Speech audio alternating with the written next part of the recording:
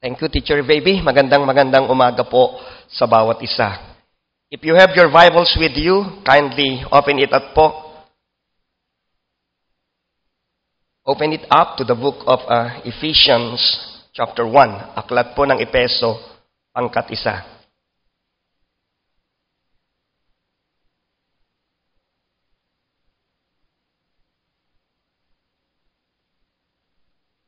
Ngayon pong umagang ito, I just would like to share with you a certain devotion po and a reflection. Kaya po ng ating narinig kanina, our anniversary is fast approaching. Actually po, as far as our fiscal year is concerned, or our fiscal calendar, ang ating pong anibersaryo ay nasa buwan talaga ng Oktubre. Kaya lamang po, dahil nais natin na ma-maximize ito, dahil ika-30 taong ito ng anibersaryo po natin sa ating gawain, nais natin na makakuha ng isang lugar na kung saan ay sama-sama bilang isang pamilya, tayo po yung makapagdiriwang at makapagpapasalamat sa Panginoon. I thank God for the culture that God has established and still in behalf of the ministry.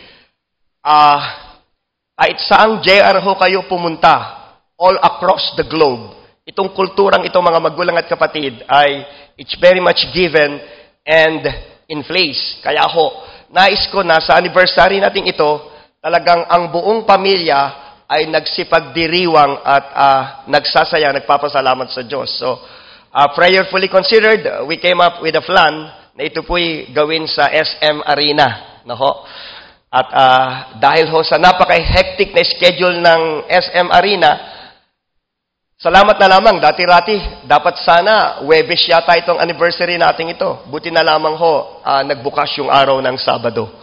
Kahit busy ang UAAP ngayon, at siguro marahil yung susunod na season ng PBA, ni-reserve ng Diyos yung Sabado para po sa atin.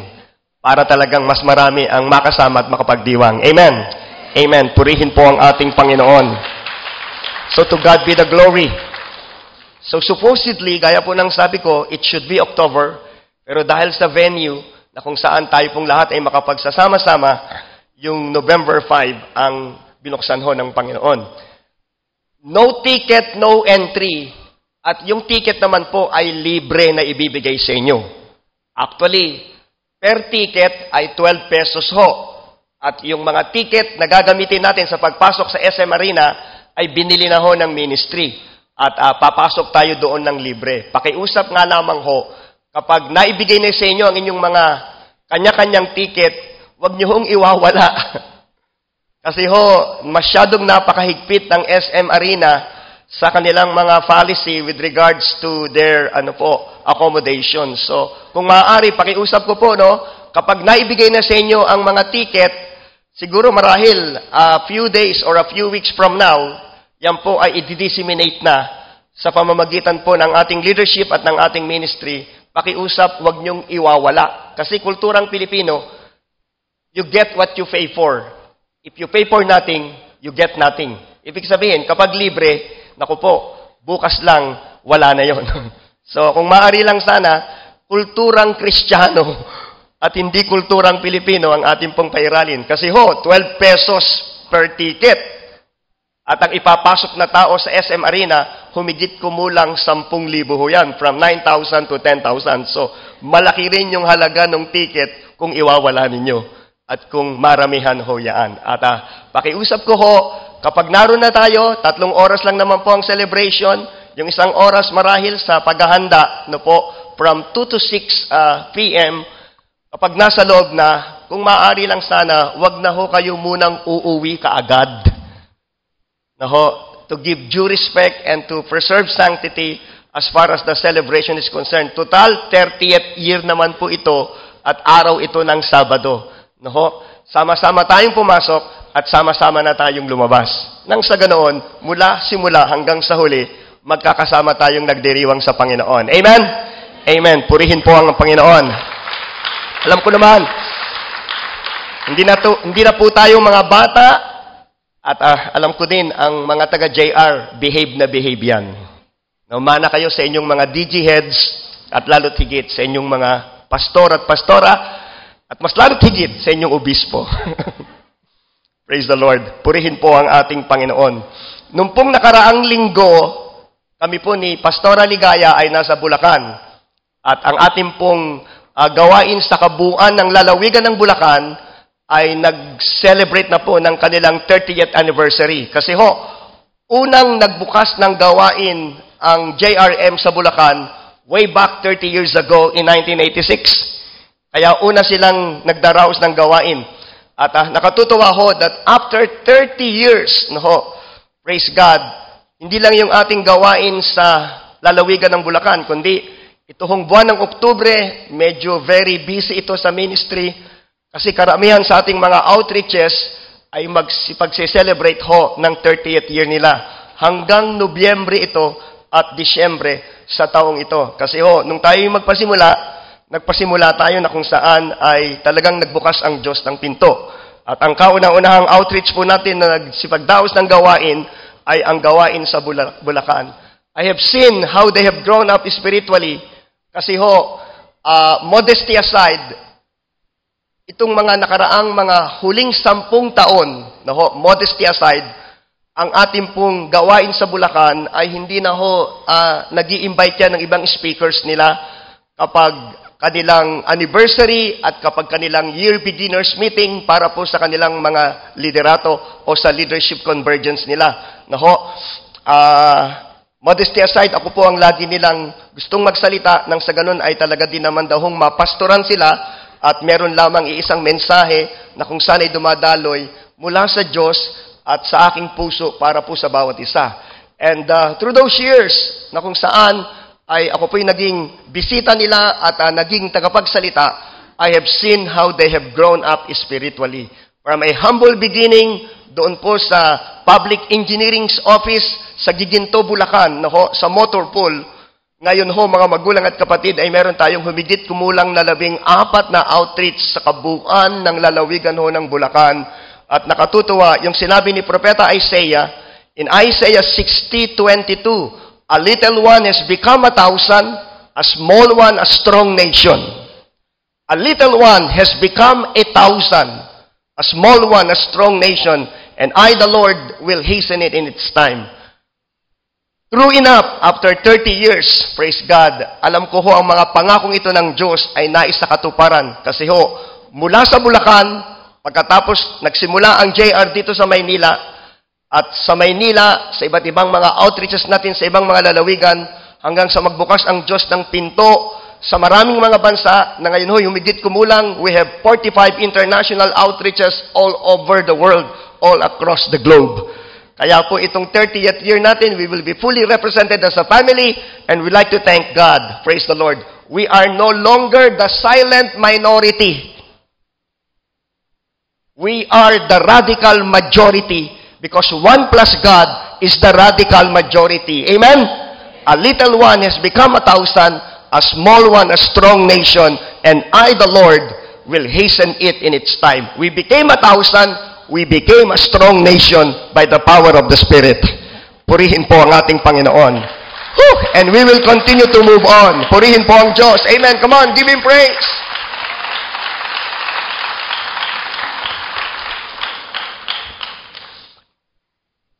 Nagkataon nga lamang na sa anibersaryo nating ito, ika-30 taon, hindi siya ganun kasimple at hindi din siya ganun kadali para sa ating ministry, lalo tigit sa leadership.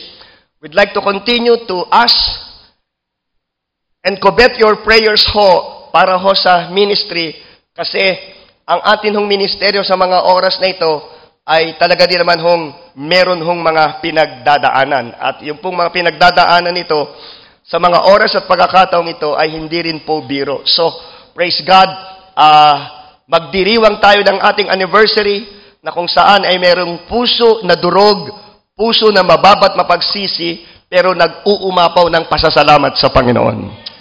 Praise the Lord. God has a plan, a higher plan, and a purpose. Amen?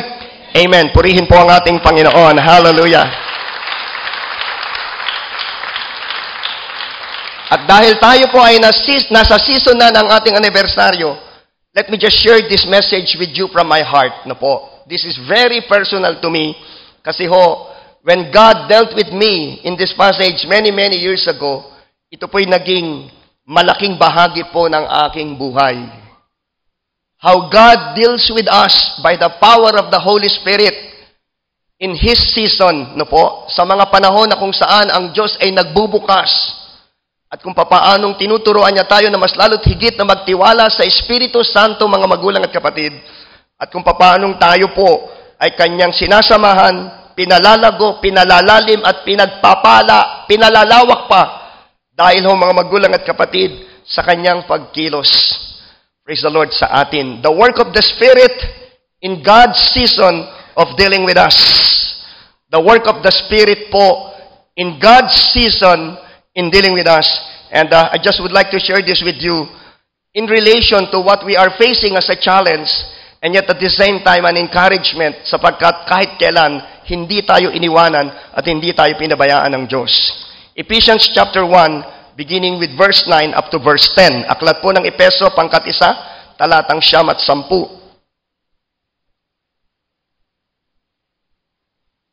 Having made known to us the mystery of His will, according to His good pleasure that He hath purposed in Himself. Verse 10, that in the dispensation of the fullness of time, He may gather together in one all things in Christ, both which are in the heavens, and which are in the earth, and even in Him. Nais ko pong bigyang diin ng talatang ito, no po? Talatang 10. That in the dispensation of the fullness of time, He may gather together in one all things in Christ, things that are in the heavens, and things that are in the earth, and even in Him. Praise the Lord. The work of the Spirit in God's season of dealing with us. Now, let me just post this statement po by way of introduction nang sa ganon ay mas lalo't higit na maunawaan natin ang Diyos at ang Kanyang mga kilos at nais gawin po sa ating mga buhay sa bawat mga panahon at pagkakataon na Kanyang niloloob para po sa bawat isa. Now, we should always remember, brothers and sisters, that the God we serve is a farmer. Ulitin ko ho He is not a computer, He is a farmer.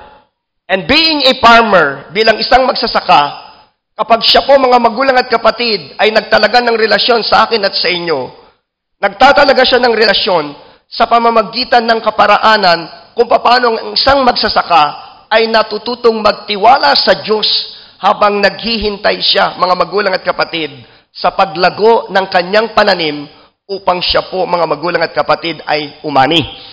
No, it was a very patient labor. Sabi nga ho ni Pablo kay Timothy, you must have the diligence of a farmer, kasipagan ng isang magsasaka, the discipline of an athlete, and the devotion of a soldier. Bilang isang Kristiyano, kailangan po ang tatlong bagay na ito ay nasa sa atin. Nako, medyo may pagka-masculine lang lamang po. Pero ganun pa man din, praise God, the principle is very much consistent and intact in application to a man or a woman. Nako, the diligence of a farmer, the devotion of a soldier, and the discipline of an athlete. Nako, ibig sabihin, dapat talaga meron ka ng mga sangkap na ganito nang sa ganun ay tunay na napagkakatiwalaan. Kung titignan niyo po ang ilan sa mga karamihan o kung titignan natin ang ilan sa mga kalalakihan sa mga panahong ito, hindi mo na makikita ang tatlong bagay na ito. Kasi it's an entertainment world and generation. Kaya imbis na ang lalaki dapat ang sinasabi mo, dibdiban mo nga yung katabi mo. Ngayon may mga lalaki na imbis na dibdiban yung katabi, pinupulbusan. Malaki na ang pagkakaiba. Tanggap na ang lalaki nagpupulbos at nagme-makeup sa panahong ito. Pero pagka pinagmasdan ninyo yung mga Navy SEAL, sabi ni Pastor Art minsan sa akin, kasama ko siya sa Singapore, pinapanood ko sa kanya yung isang pelikula na nangyari sa Benghazi, true to life, inspired by a true story, na kung saan si Hillary Clinton, na dating Secretary of State, ay nagkaroon ng kaso tungkol dito. Yung massacre ng ilang mga Amerikano or American personnel doon sa Benghazi. Naisa doon sa isang pelikula. Nako, 13th hour yata yon, 13th hour. Pagkatapos niyang mapanood yun sa aeroplano, sabi niya sa akin, Pastor, bakit kaya ang ilan sa mga kalalakihan ngayon, hindi mo na makita ng ganito? Sabi ko kasi, iba na yung napapanood ngayon eh. Samot-sari na. Nako, ang isa sa nakakalito ngayon ay yung magdadagdag ng CR na parehong pambabae at panglalaki. Dati-rati kapag naghanap ka ng CR, dalawa lang ang makikita mo. Isang panglalaki, isang pambabae. Ngayon, dadagdagan na ng isa. Na kung saan sa CR na yon, pwedeng mag-CR, pareho ang isang babae at lalaki. So, marami ho ang nalilito na. Pero ganun pa man din, mga magulang at kapatid, tatandaan po natin, no? Tatandaan natin, ang Diyos ay Diyos na siyang lumikha sa atin. At dinisenyo niya na ang lalaki at ang babae ay babae. Amen? Amen. Purihin po ang ating Panginoon. At mula po rito, ay inihayag niya ang nilalaman ng kanyang puso kung paanong nais niya na kumilos sa buhay ng mga tao o ng kanyang mga anak, mapababae man o mapalalaki. And here, he is saying, brothers and sisters, that we should have somehow these things upon our lives. The diligence of a farmer. Number 1 ho yan. The discipline of an athlete. At pangatlo, mga magulang at kapatid, the devotion of a certain soldier. Simply because the God that we serve, when it comes to His working out processes, is a farmer. Sabi niya ho sa aklat ng Genesis, while the earth remains, seed time and harvest, cold and heat, summer and winter, day and night will not cease on the face of the earth. While the earth remains, seed time and harvest. Those principles are very much intact. And we cannot break it down simply because there are some principles that are not only life principles, but they are also universal and they are also eternal po, such as this. Gayun din po nung ang Panginoong Hesus ay nagkatawang tao at ganapin ang kanyang misyon sa lupa bilang tagapagligtas. You could just imagine ang ating Panginoong Hesus na ito, ang Panginoong Hesus na siyang ikalawang persona ng Santissimo Trinidad, anak ng Diyos. He submit himself to this nung sabihin niya po sa John 12, except a corn of wheat fall to the ground and die. Yung basihan ng kanyang misyon, na kung saan ibibigay niya ang kanyang buhay doon sa krus para mamatay sa ating kasalanan at tayo po'y tubusin, hinango niya ang prinsipyong yun ng kanyang misyon sa pamamagitan din ho ng prinsipyo ng isang magsasaka na nagtatanim. Maliban na lamang na ang isang binhi ay mahulog sa lupa, mapag-isa't mamatay, hindi ito tutubong muli ang sabi po ng ating Panginoon, which He Himself is referring to His death. So, we could see, brothers and sisters, from the time immemorial up until the Lord revealed Himself to you and me, this principle is very much consistent and established. Indeed, God is a farmer. And He says here in Ephesians chapter 1, in the dispensation of the fullness of time, which means to say, there is a season that God would like to deal with us. I-word study ko lang po, exegete yung dalawang salita rito, no? For the sake of knowledge and understanding or for reason of understanding as we move on. Yung unang salita, dispensation, it came from a word which means economizer. In the dispensation of the fullness of time, no? The word dispensation of the fullness is taken from the word economizer.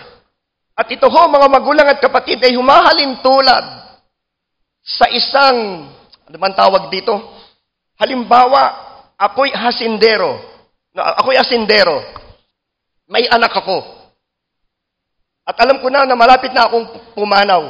Kailangang maturuan ang aking anak ng tamang pamamaraan kung paanong mamanahin niya yung negosyo na pinasimulan ko. Kasi sa isang magulang, nais siya na kapag pinagkatiwala niya ang kanyang negosyo sa kanyang anak, yung kanyang anak, malampasan pa yung kanyang nagampanan. The child has to bring the inheritance into the next level. Yun ang gusto ng magulang. Kaya ang gagawin ng magulang, habang buhay pa siya, kailangan ihanda na at sanayin ng kanyang anak at sa pamamagitan po nito, aarkila siya ng isang eksperto patungkol po rito.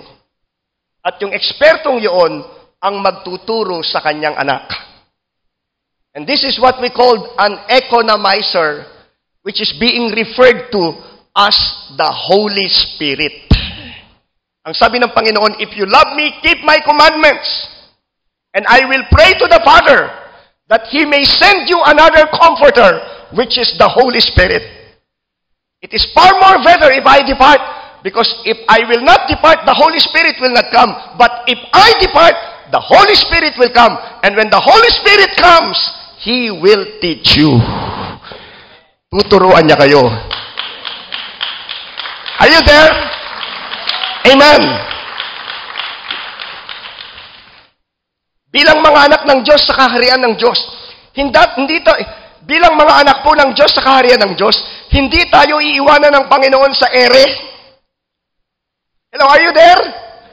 Hindi niya tayo iiwanan sa buhay na ito. Na gaano man kabigat ang problema po natin, ano man ang ating pinagdadaanan, hindi ka iiwanan ng Panginoon na kakapa-kapa sa dilim. I will not leave you as orphans, sabi ng Panginoon. Hindi ko kayo iiwanan bilang mga kawawa o bilang mga ulila. Gaano man kabigat ang maging problema ninyo, sasamahan ko kayo.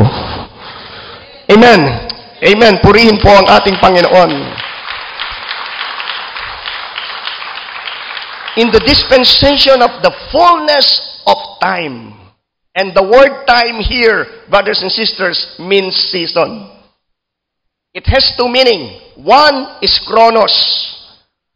Kung saan ho, yung chromatic watch ay nahango. Kapag tinanong mo, anong oras na? Sasabihin sa iyo, 11:45. Anong araw? Araw ng linggo. That is what we mean by the word chronos. No po? In which the word chromatic watch were derived. But here, what God, brothers and sisters, is sharing in behalf of you and me is not just chronos, it is kairos. God's moment. We can redeem chronos. You can redeem it. Pwede mong ma-save. Pwede kang makapag-save ng panahon at oras. Depende sa stewardship at pagiging disiplinado ng isang tao, mga magulang at kapatid. Sabi ni Pablo, see then that you walk circumspectly, not as fools but wise, redeeming the time. You could redeem the chronos, but nobody can redeem the kairos. Kapag sinabi ng Diyos, pass your paper, finish or not finish, you really have to pass your paper. Walang pwedeng humadlang kapag merong nais gawin ng ating Panginoon. What has been reserved for another day can be pulled out for today. For with God, nothing is impossible. Amen? Amen. Purihin po ang ating Panginoon that in the dispensation of the fullness of time, come on, shall we give Him the best clap of praise? He may gather together. Kaya po, ang ating Panginoong Hesus isa ito sa mga bagay na kung saan ay naunawaan niya. Totoong Diyos at totoong tao, naunawaan niya. At siya mismo, bilang anak ng Diyos, ikalawang persona ng Santissimo Trinidad, nagpasakop dito at nagtiwala sa pwedeng gawin ng Espiritu Santo. Where in fact, the story of Christmas is the story of God's season. In the fullness of time, God sent forth His Son, made of a woman, made under the Lord. In the fullness of time, not too late nor too short, sa tamang panahon, kairos, ibinigay ng Diyos ang kanyang bugtong na anak. Ipinanganak ang ating Panginoong Hesus. Nagkatawang tao siya. At nung siya ho, mga magulang at kapatid, ay nagkatawang tao, sabi ni Propeta Isaiah, Tatawagin siyang kahanga-hanga. His name will be called Wonderful. His name will be called Wonderful. And the word wonderful in Isaiah 9:6 is the strongest word po for the word miracle. His name shall be called Wonderful. Tatawagin siyang kahanga-hanga. That is the strongest word for the word miracle. Nung tanungin ni Gideon yung anghel na lumapit sa kanya upang siya'y tulungan at palakasin, gawing isang tagapagligtas sa kanyang panahon, ang unang naging bukang bibig ni Gideon sa anghel ay ito, "Sino po kayo?" Ang naging sagot ng anghel, "Theophany, pre-incarnate Jesus." Sabi ng anghel, "Bakit mo tinatanong kung sino ako? Hindi mo ba alam kung sino ako? Ako ay kahanga-hanga. I am wonderful." Hindi sukat akalain ni Gideon na yung kaharap niya nung oras na yon, hindi lang pangkaraniwang anghel, ang Panginoon mismo. Ibig sabihin, Gideon, huwag kang mag-alala, huwag kang matakot, gagawa ko ng mga kahanga-hangang bagay sa buhay mo. Amen. Amen. Purihin po ang Panginoon. It is also the same word that God would like to convey in behalf of you and me. Amen. Kaya i-comfort nating lahat ang ating mga sarili sa mga pangakong ito ng Diyos mula sa akin na sa mga oras na ito ay kailangan i-comfort. At bawat isa sa atin, i-comfort natin ang ating mga sarili. Praise the Lord. His name is wonderful. Amen. Amen. Purihin po ang ating Panginoon. Come on, give Him the best clap of praise to the Lord. You can redeem the chronos, but it is only God that holds and knows the kairos. At gaya po ng sabi ko kanina, sa pamamagitan pa man din ng halimbawa ng Panginoon, ipinakita niya ito sa atin po. Madalas sabihin ni Jesus, una sa kanyang ina, "Ginang, bakit mo ako pinangungunahan? Hindi mo ba alam, hindi ko pa oras, hindi ko pa panahon. It is not yet my time." Nung gumawa siya ng isang himala, 5 tinapay, 2 isda, pinarami, napakain ng napakaraming mga tao. Kasama ang mga alagad, halos lahat ng mga tao, isusunggaban siya. Gagawin na siyang hari nung oras na yun. Bigla siyang nawala. At ang sabi niya sa kanyang mga alagad, "Hindi niyo ba alam, hindi pa panahon." Pero nung mga oras na kung saan ibibigay niya na ang kanyang buhay sa krus, He knows the time. Ang sabi ng Panginoon, "This is the hour. And what shall I say? Father, deliver me from this hour. No! For this cause I came unto this hour. I would rather say, Father, glorify your name." Ama, dumating na ang oras at ang panahon. The hour has come. At sa panahong ito, ang sabi ng Panginoon, maluwalhati ka. Kaya tayo nakapagdiriwang ngayon, nakapagpapasalamat sa Diyos. Kaya tayo, mga magulang at kapatid, may pag-asa. Kaya tayo buhay sa ating mga pananampalataya. Salamat sa Panginoong Hesus. Siya huwa'y nagpasakop sa oras at panahon na ipinagkaloob sa Kanya ng Kanyang Ama. Amen! Amen. Purihin po ang ating Panginoon.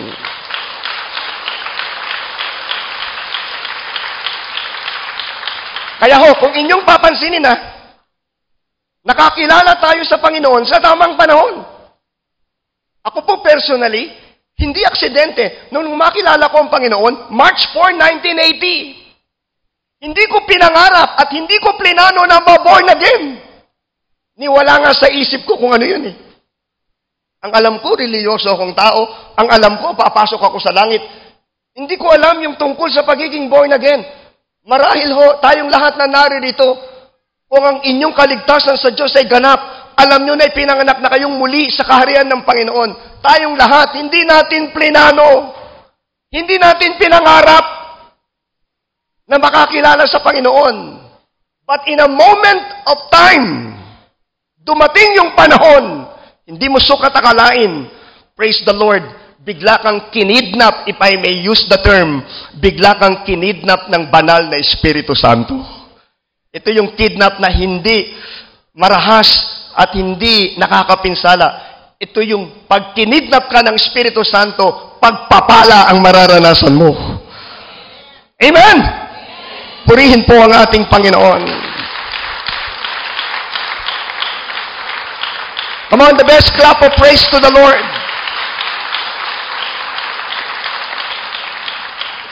Taas ka ang kamay ng mga nakidnap na ng Espiritu Santo. Hindi kidnap for ransom, sa mga Chinoy at sa mga Bombay. We thank God for that moment that we came to know the Lord in the fullness of time. At ngayon po, di po ba, sa ating lahat, iisa lang ang ating patotoo, buhat noon, hindi man naging mainam ang buhay po natin. May mga pagkakataon na kung saan humarap tayo sa mga masasalimuot na mga sitwasyon sa ating pong mga buhay. Alam natin sa bawat oras, sa bawat panahon, hindi tayo pinabayaan ng Diyos. Hindi tayo pinabayaan ng Panginoon. Amen! Amen. Come on, give me the praise.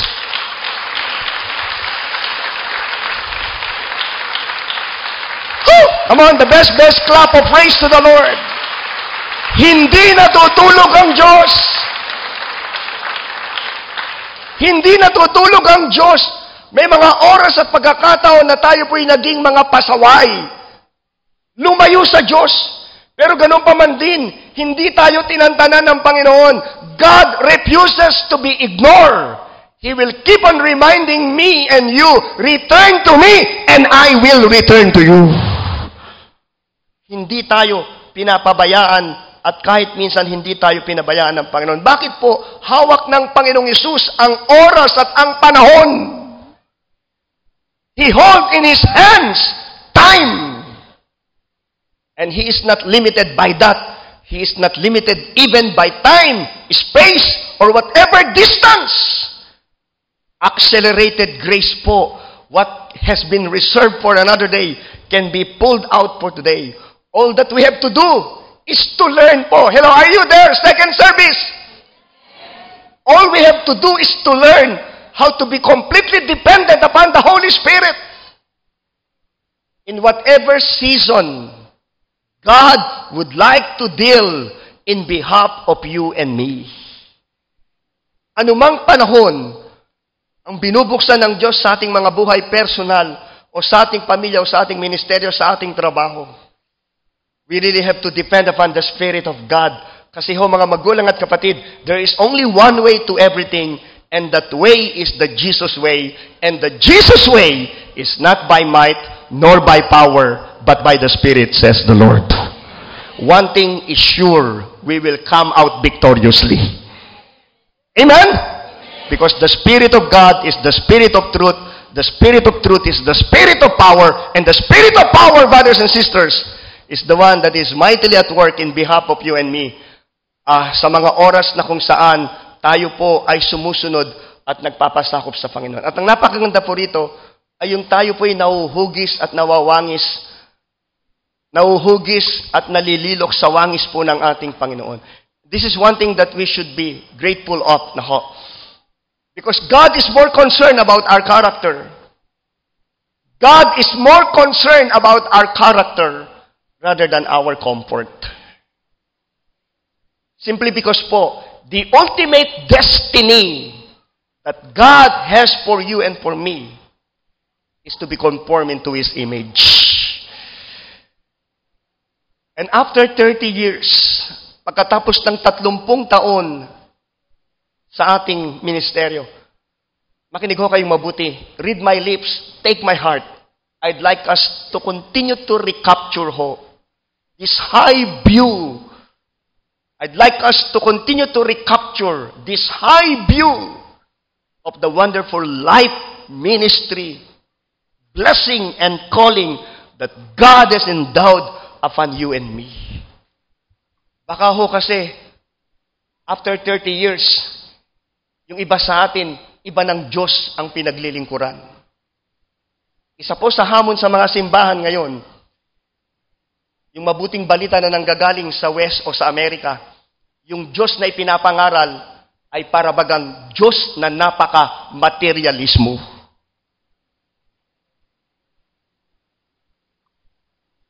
Sinusukat ang pananampalataya mo kung anong klaseng modelo ng kotse ang minamaneho mo. Sinusukat ang pananampalataya mo kung anong modelong gadget meron ka. It's a materialistic world. And the God that is being preached is a very materialistic God. Baka ito na ho ang Diyos na pinaglilingkuran ng maraming mga JR ngayon.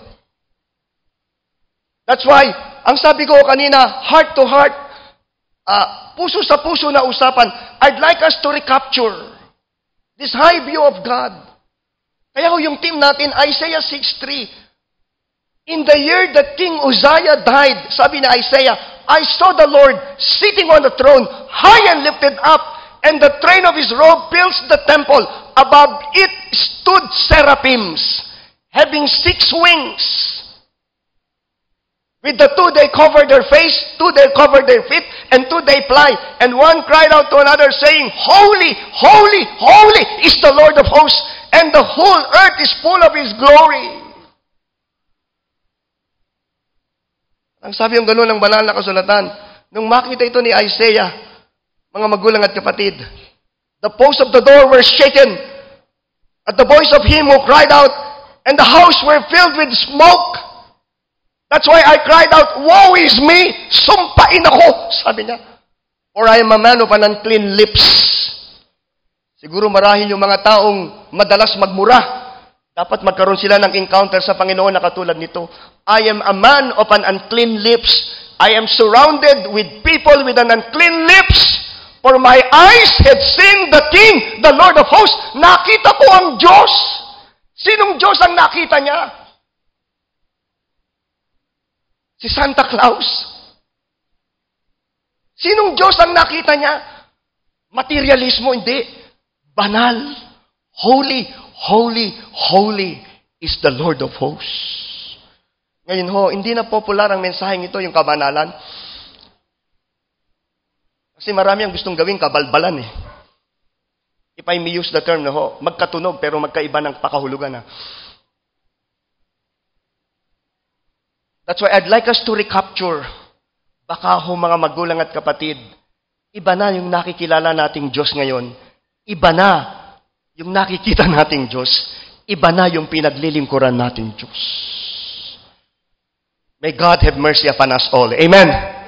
Amen. Purihin po ang ating Panginoon. Come on, give Him the best clap of praise.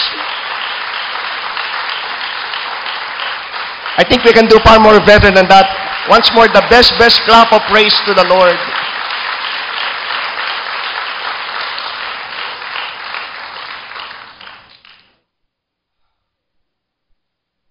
Salamat na lamang po sa Panginoon. Gaya ng sabi ko po kanina, ang napakaganda rito na isa sa katuparan sa buhay natin, yung mas mataas na plano ng Diyos. Because God is more concerned about our character more than our comfort ho. Kaya alam niyo ho, ang ating Panginoong Yesus, kung siya man po'y tinanghal na hari,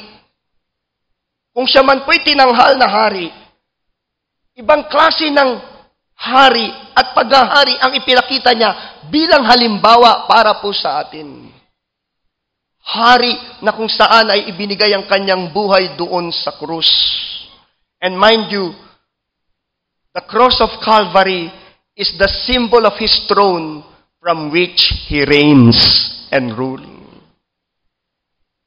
The cross of Calvary, where the Lord died for you and for me, is the symbol of His throne from which He reigns and rules.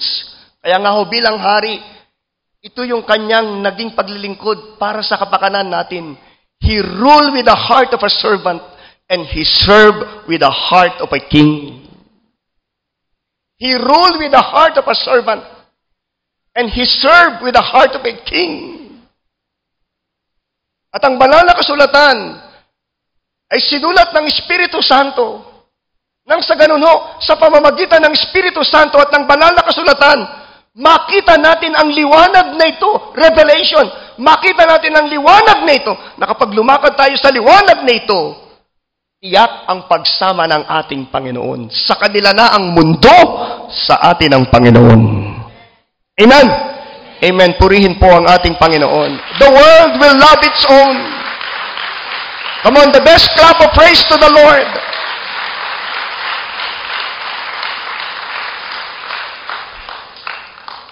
Ang sabi po ng Panginoong Jesus, if you want to follow me, deny yourself, take up your cross, then come and follow me.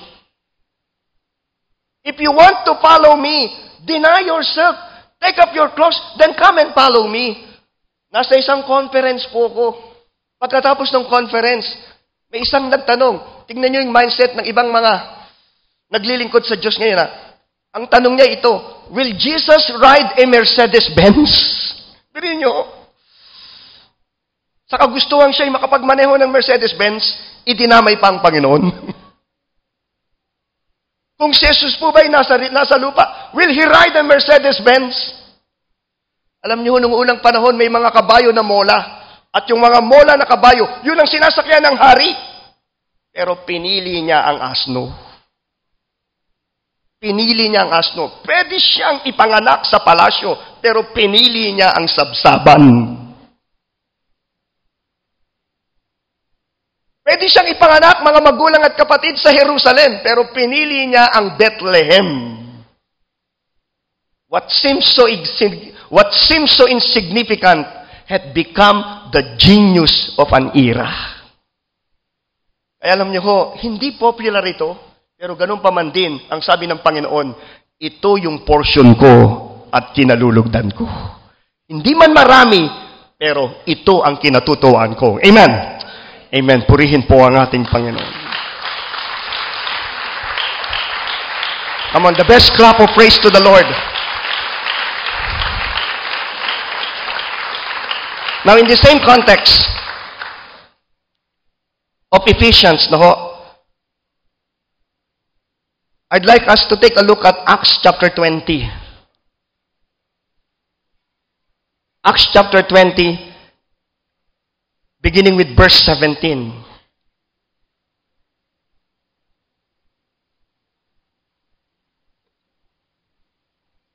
Dito po'y makikita natin ang resulta kung papaanong tayo po mga magulang at kapatid ay mauhugis sa wangis ng ating Panginoong Hesus sa oras na sa pamamagitan ng Espiritu Santo ay nakiisa tayo sa Diyos sa anumang panahon ay pinamamanhik niya po para po sa atin.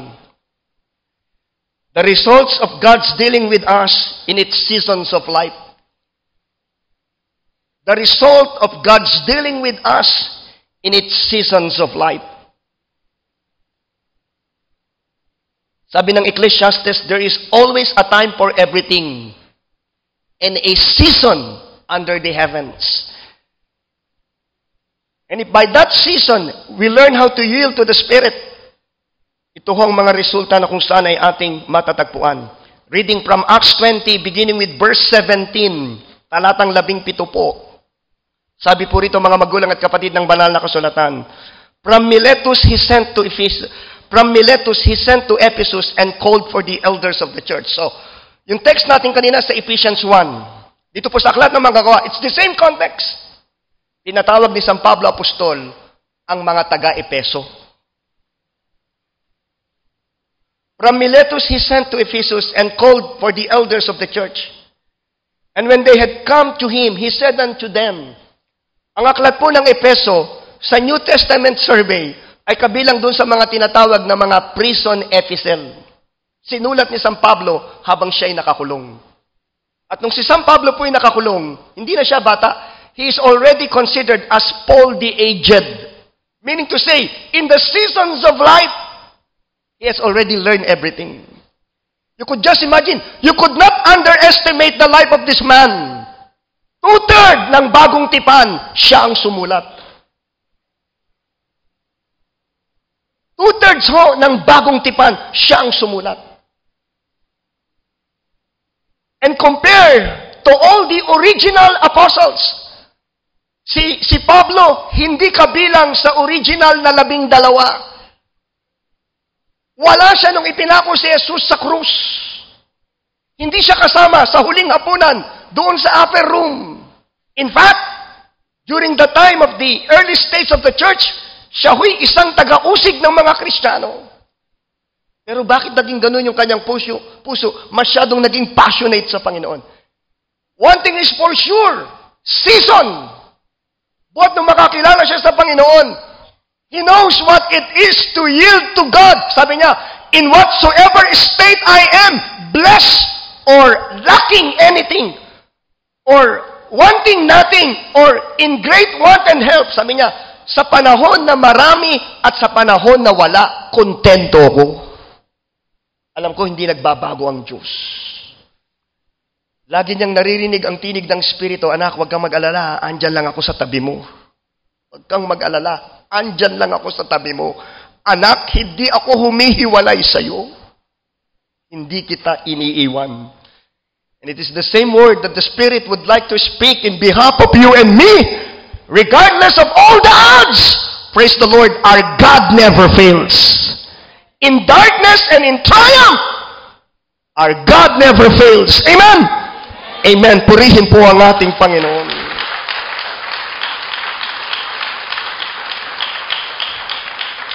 Oh! And look at the result. Sabi niya, and when they had come to him, verse 18, he said unto them, you know, from the very first day that I came to Asia, in what manner always I live among you.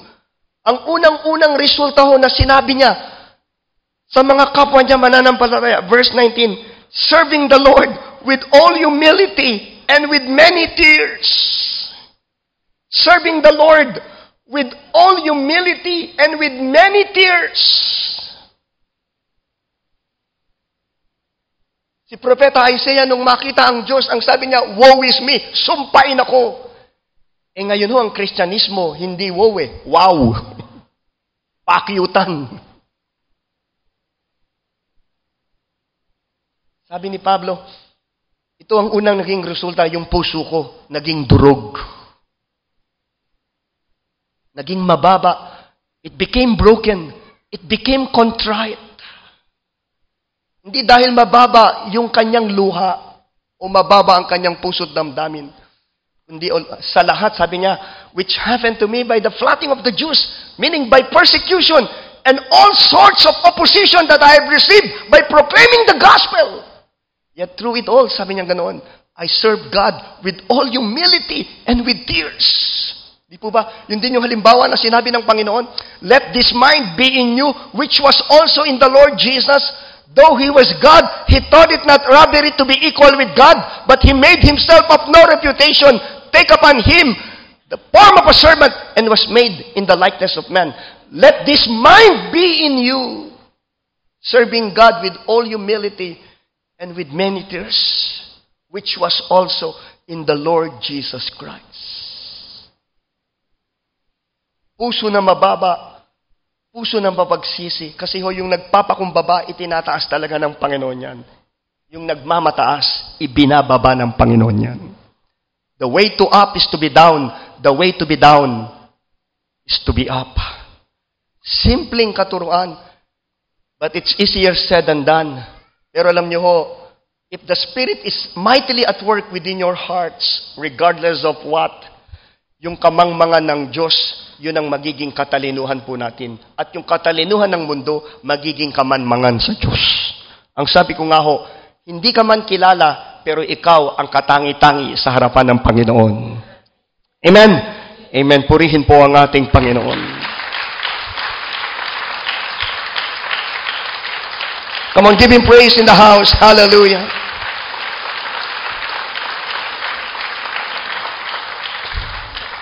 Verse 20. Are you still there? How I kept back nothing that was helpful, but proclaimed to you and taught you publicly and from house to house. How I kept back nothing. Kung pagiging generous lang ho ang pag-uusapan, sabi ni Pablo, I have poured it out all. Said. Broken and spilled out. Sagad. Ibinuhos ko na ang lahat. Alam niyo ho, mamaya magko-conclude ako sa Isaiah. Yung sabi ng Panginoon, a tent will be in it. Because whether you like it or not, if there are some pressures, or if there are some season that is being open in behalf of you and me, the tendency, brothers and sisters, is to resist it. And to shrink back from following God. Take for example, halimbawa ho, itong ating building project, I'd like to be objective. Nung magpasimula na gawin na itong building na ito para i-house yung ating main auditorium sa 6th floor hanggang 8th floor, excited tayong lahat. Very challenging. But at the course of time, nung medyo naantala dahil sa mga ulan at samot-saring mga hurdles at obstacles ang dumating, isa na hong naging pakiramdam nating lahat. It's no longer a challenge. We now feel discomfort. Masangsang ang amoy, malamok, masalimot. Ako nararamdam. Nung ako po'y bata pa. Pagdating ng hamon, excited ako sa hamon. Ngayong matanda na, ako pa naman lagi ang inaabot ng kung hindi ulan, brown out. Tayo sa first at second service, di po ba? Ngayon ho, ang buntong hininga ko, pag tinitignan ko yung building, kailan kaya matatapos ito? Ibig sabihin, bumibigay na rin ako. Iba yung dynamics ko 30 years ago. Iba naman kapag may edad ka na. Many of us feel so discomfort. Yung iba ho, pagdating sa main thrust ng ministry, which is helping to the poor. At first, we are all excited. Kaya natutuwa ako sa teacher natin sa JRK, yung mga professor natin sa JRCC, na hanggang ngayon, kahit pinoproselyte ng mga eskwelahan na iba, na mas malaki ang sweldo, they stay at JRK, they stay at JRCC. Kasi hindi mo maalis because of the pressures and challenge. May mga bibigay na. Pwede ka nang makarinig ng mga salita na, tapos na ako sa mission. Tapos na. Pero wag ka, they're just throwing in the towel.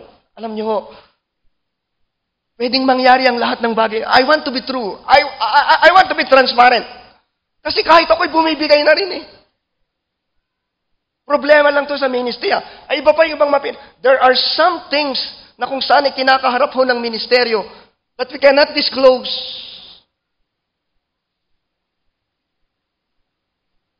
Pero hindi, sabi ni Pablo, how I kept back nothing that was helpful. He that has begun a good work, he is faithful to complete it. Amen? Amen. Purihin po ang ating Panginoon. Amen. The best clap of praise to the Lord. Sa totoo lang ho, nung unang conceive yung idea na i-renovate ito, ayoko na kasi pagod na rin ako eh. Para baga, ang gusto ko na lamang ho'y mag-golf. Total, maganda naman itong sanctuary natin eh. At kung gusto nating mag-celebration ng anniversary, we can afford to hire a certain venue na kung saan komportable tayong lahat. So, di ba sabi nila, when you get older, the ball gets smaller.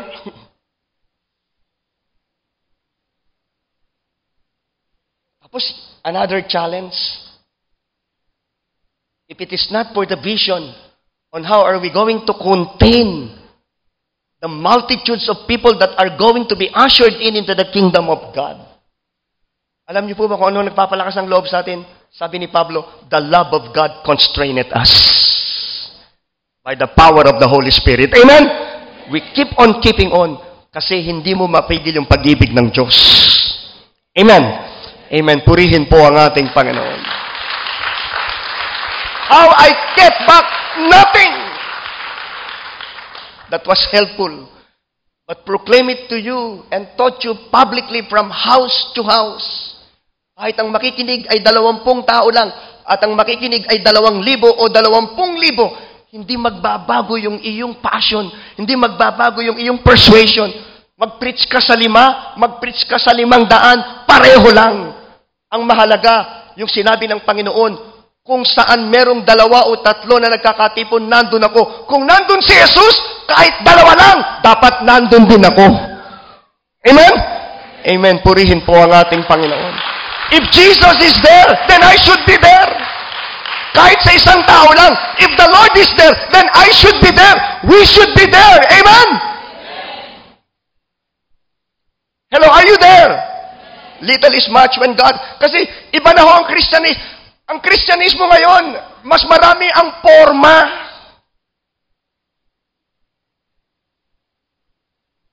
Mas marami mga magulang at kapatid ang panglabas. Ito ho, by the Spirit, sinasabi ni Pablo, yung naging karanasan niya sa Panginoon. I serve God with all humility and with tears. And I kept back nothing that was profitable. Wala akong pinagkait, but that I have poured it out. Looking for a city whose maker and builder is God Himself.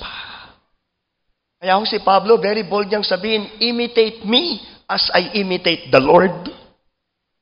Siya lang ang may karapatan. Siya lang ang may kakayahan. Siya lang ang pwede na magsabi, gayahin niyo ko kung paano ginagaya ko ang Panginoon.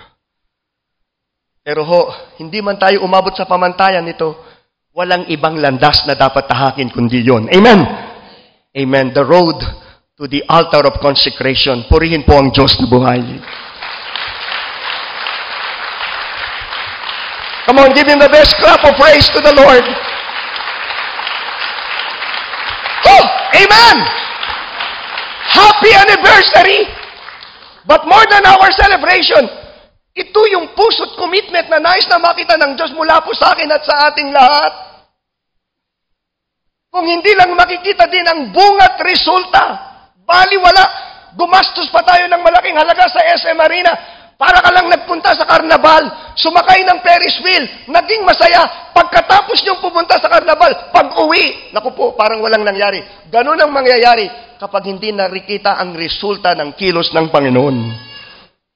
Ayokong mawalan ito ng kabuluhan. Amen. After 30 years, yung tinayo ng Panginoon, ayokong mag-collapse ng bigla sa isang iglap.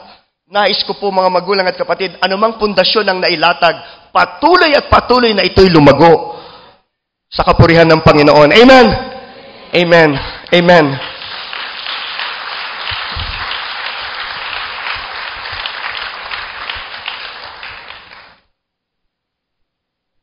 Verse 21, testifying to the Jews, also to the Greeks, repentance toward God and faith toward our Lord Jesus Christ.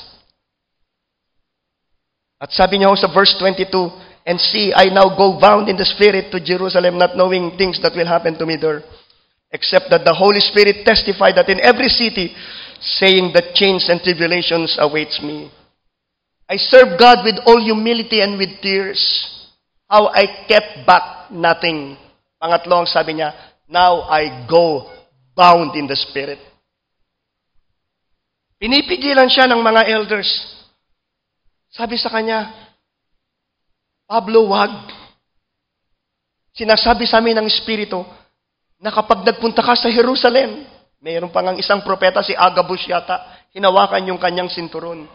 At ang sabi ni Propeta Agabus, sino man ang nangmamayari ng sinturong ito, ay daranas ng kapighatian sa kamay ng mga lumalaban sa mabuting balita ng Panginoon. Pero sabi ni Pablo, I go bound in the Spirit to Jerusalem. Regardless of what awaits me, be it persecution or suffering, I go bound in the Spirit. Ibig sabihin ho mga magulang at kapatid, anumang panahon ang kanyang kaharapin, alam niya kung paanong magtiwala sa Espiritu ng Diyos. Through thick and thin, meron man o wala, hindi nagbabago ang paglilingkod niya. Hindi nagbabago ang pagtitiwala niya sa Panginoon. Wala naman siya nung sabi ni Jesus, mapalad ang mga tao na hindi matitisod ng dahil sa akin. Blessed are those who will not be offended because of me. Sinabi niya yan sa mga alagad ni Juan Bautista. Pupugutan ng ulo si Juan. At bago siya pugutan ng ulo, nagpadala siya ng mga disipulo niya kay Jesus. Pinatanong, ikaw na nga ba ang Misaya? O maghahanap pa kami ng iba? Alam niyo, bigla siyang nagduda. Siya ang nagbautismo sa Panginoon. Magpinsan sila.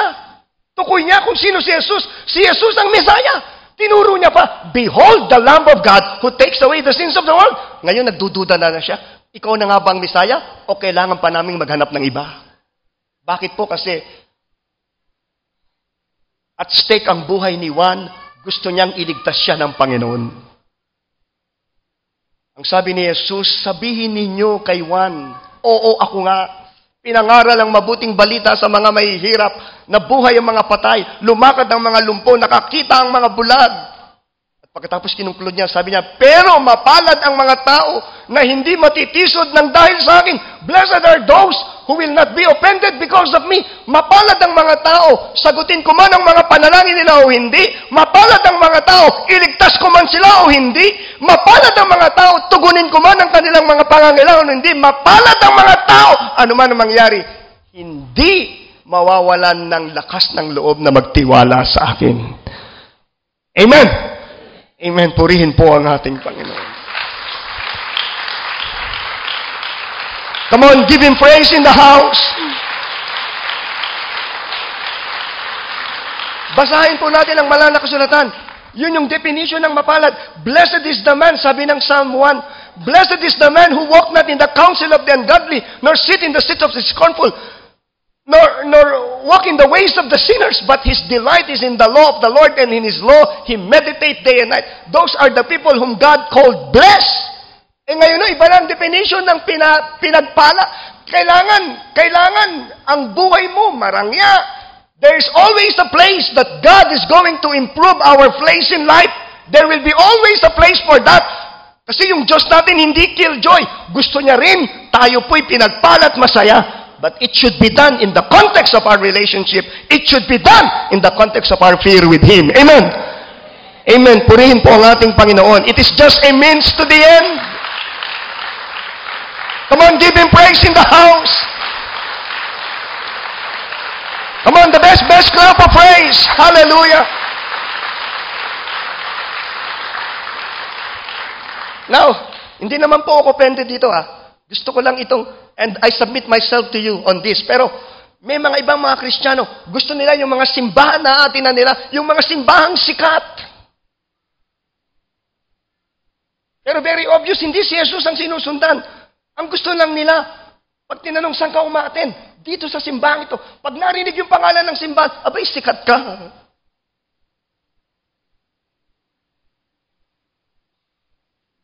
Alam niyo, nagbago na ng malaki ang kahulugan ng simbahan ngayon. Iba na rin ang mabuting balita na pinangangaral. Sabi ni Pablo, di ba, nabasa po natin, wala akong ibang ipinangaral kundi pagsisisi, repentance. Ngayon nga, pag nag-preach ka ng kasalanan, ayaw ng tao. Kasi ang gustong marinig ng tao, paano magiginhawa ang buhay, ganun eh. Pero si Pablo sabi niya, hindi. Ito ang aking pinangaral. Magsisi kayo sa inyong mga kasalanan.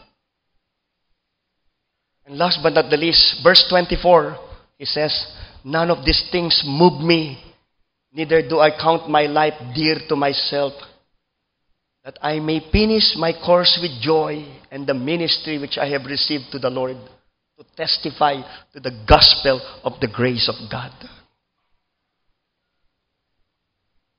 He would go to Jerusalem to be imprisoned and consequently to die. Pero sabi niya, none of these things move me, neither do I count my life dear unto myself, that I may finish my course with joy and the ministry that I have received from the Lord, to testify to the gospel of the grace of God. Now, I'd like to close I'd like to close from here. Magtatapos lang po ako kay Isaiah. Nung marinig ni Isaiah yung tinig ng Panginoon, nung sabi ng Panginoon, whom shall I send? Who will go before us? Isaiah said, here am I, Lord, send me. Tumugon siya sa panawagan ng Diyos. Take note po, the compulsion was not just particularly and personally addressed to him. Hindi sinabi ng Diyos, you Isaiah, you go. Hindi ho. Whom shall I send? It was addressed to everybody.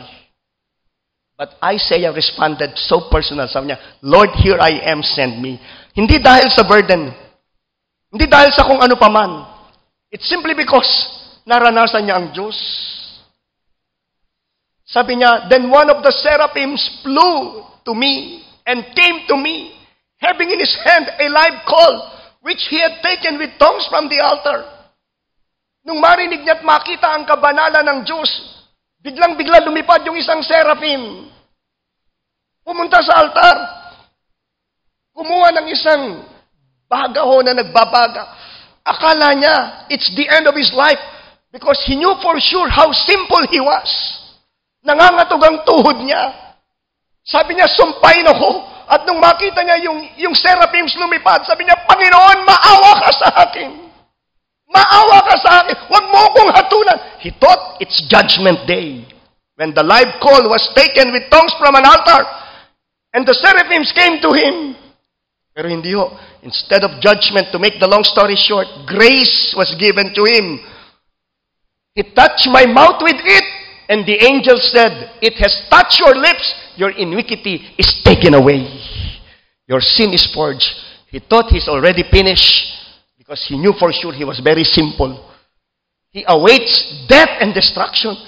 Pero nung oras na yun, kinasihan siya ng biyaya ng Diyos. Pinatawad siya ng Panginoon. Amen. Amen. Purihin po ang ating Panginoon. Yun po yung position natin sa Diyos. Then he heard the voice of the Lord, whom shall I send? And I said, here I am, Lord, send me. And the Lord says, go and tell these people.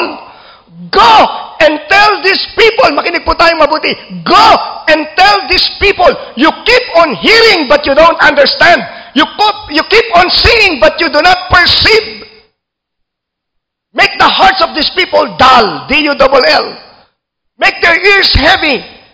Shut their eyes. Unless they see with their eyes, hear with their ear, and understand with their heart, and return to me, that I may heal them. Then I said, sabi niya sa sumunod na talata, verse 11, Lord, how long? Imagine niyo po, mangangaral si Isaiah sa mga tao na hindi makikinig. Ang bigat na calling nun. Mangangaral ka pero hindi makikinig.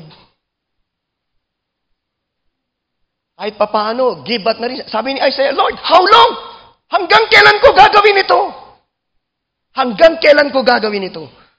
Until the cities are laid waste and without inhabitants, the houses are without a man, the land is utterly desolate. Verse 12, for the Lord removed men far away, and the forsaken places are many in the midst of the land. Panginoon, hanggang kailan? Ang sabi ng Panginoon, hanggang sa katapusan. But yet, ito ang conclusion, ito ang natuto. Dito ko gustong mapabilang ang JR. Yet, a tenth, o konti lang, will be in it. And they will return and be for consuming, like a terebinth tree or an oak whose stump remains when it is cut down. So the holy seed will be its stump. A tenth will be in it. Only a tenth, as if the Lord is saying, in effect, only a tenth will be my portion. At ang aking pong dalangin at hamon sa ating lahat, be a part of that tenth. Do not be a part of the crowd. Do not be a part of those who wants to be popular. Be a part of the tenth. Kung gusto nating mapabilang tayo dun sa konti lang. Na wala silang nasa isip, kundi aayusin yung buhay kasi yung Diyos na nakita nila, Diyos na banal. Yung Diyos na pinaglilingkuran natin, ito yung totoong Diyos. Hindi yung Diyos na kung sino-sino na pinangangaral ngayon. Well, in fact, God is not impressed with the crowd. God is not impressed with the crowd. Although by philosophy, we believe in church growth din po. Kasi if you don't believe in church growth, bakit gusto pa nating lumawak ang JR? Para ba masabi, ganito nakalaki ang JR? Hindi ho. God knows that our motive is pure. If you don't believe in church growth, it means a lack of insight and a lack of compassion. Gusto natin maraming makakakilala kasi ang kaluluwa pag napahamak, hindi biro.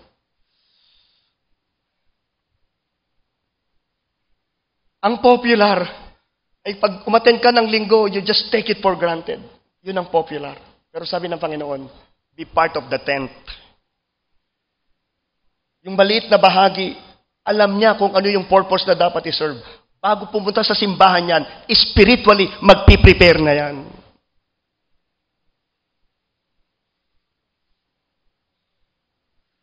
The tent will be this. While others are playing, the tent are praying. Habang yung iba naglalaro, yung maliit na bahagi, nananalangin nyo. Maliwanag po sabi ng Panginoon, until the city is laid waste without any inhabitants, and the houses are without a man, and the places are utterly desolate, for the desolate places are many in the midst of the land. Sabi po ng Panginoon, hanggang sa maupos. Alam niyo, nung nabasa ko to I was comforted, na-revive ako kasi ako ibigay na rin Ang tanong ko na rin sa Panginoon, kailan kaya matatapos ito? Panginoon, hanggang kailan kami magmi-mission? Siguro may mga professor tayo, may mga teacher. Hanggang kailan kaya tutulong kami sa mahihirap? Hanggang kailan kami tutulong sa mahihirap? Sabi ng Panginoon, hanggang sa katapusan ng mundo, doon ko kayo tinawag. Kung doon ko kayo tinawag, doon ko kayo kukunin. Makita ko kayo. Sabi ng Panginoon, anak, wag ka nang tumulad sa iba na gustong maging popular. Only a tent will remain. And that would be my portion. Amen. Amen.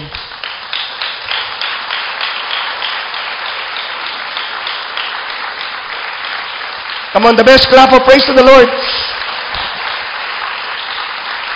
Hindi ako. Make no mistakes.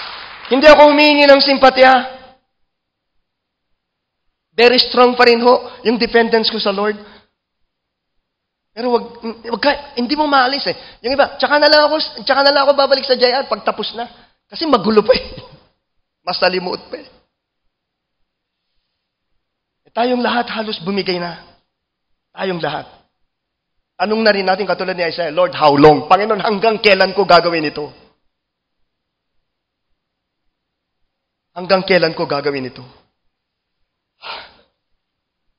Ako may apo na rin Kami po ni Sister Ligay may apo. Gusto na rin namin mag-pacing pero hindi. The gifts and the calling of God is without any repentance.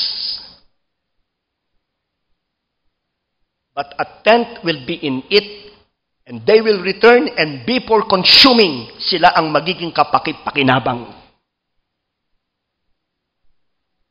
Just like a terebinth tree or an oak tree whose stump remains whenever a tree is cut down. So the holy seed will be its stump. Kapag ang isang puno ay tinapyas, di po ba? Katulad nito, pag tinapyas ang isang puno o pinutol, may matitira yan. Sabi ng Panginoon, putulin man ang putulin ang lahat ng puno, may matitira. At yung matitirang yun, konti, magpapasimula ako dun.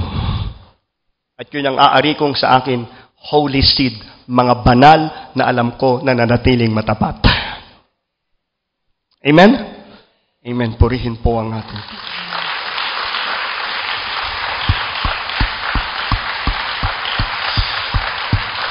Come on, the best clap of praise to the Lord. Amen. I think we can do far more better than that. Once more, the best clap of praise to God.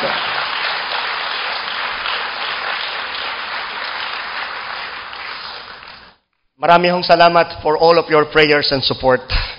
That through thick and thin, we remain together, we grow together, and we serve God together.